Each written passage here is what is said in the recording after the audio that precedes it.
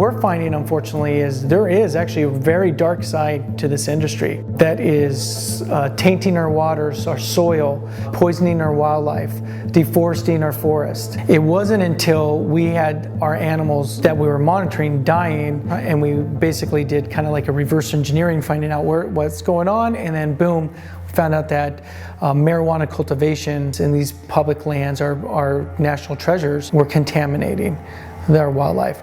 You have to bear in mind that the growers are there from April, May, June, July, August, September, October, an average of 7 months.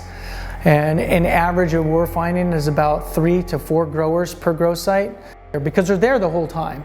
Now you take that site that's been there 6, 7 years, 4 people, 7 months.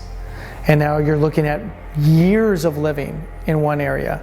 And when that campsite gets full of excrement nearby and food and trash, they'll move to another campsite. But that stays in place. There has not been one trespass grow where I've seen people clean up after themselves. And that's not my personal opinion, that's our scientific data.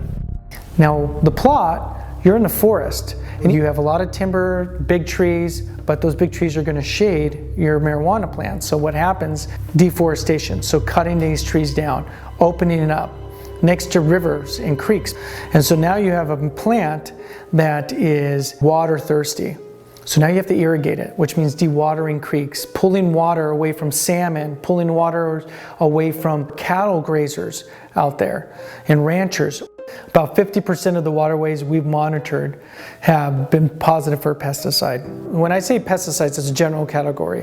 When I say pesticides, I'm talking about fungicides, rodenticides, insecticides, molluscicides, herbicides, all of these are all different layers, all compiled in what I'm just giving you a general category. Because they're growing out in the hills that aren't designed, to be farms.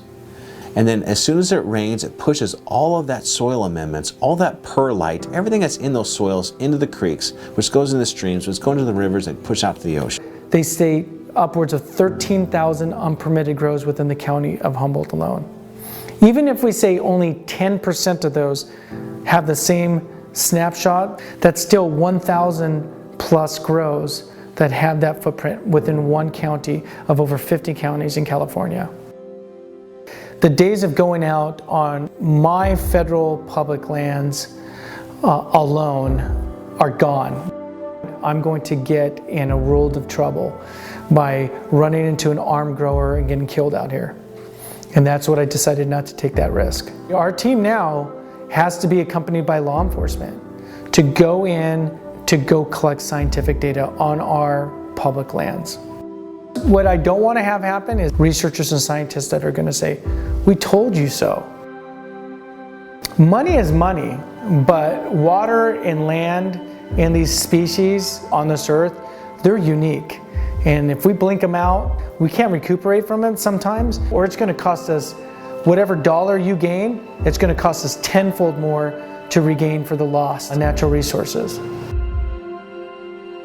They're damming up our creeks, they're building reservoirs, they're utilizing fertilizers and chemicals to make a better product in their minds. The marijuana here is dirty. It is contaminated with pesticides, mold, fungus, bacteria, E. coli, salmonella. They're destroying it on a daily basis here. Well, they're trying to grow it so fast in this heated, humid environment. Of course, mold and spores are going to be all over it. The marijuana in this state, and even in Washington State and Oregon and California, found the same thing. The marijuana is highly contaminated today because of the way that they're growing it.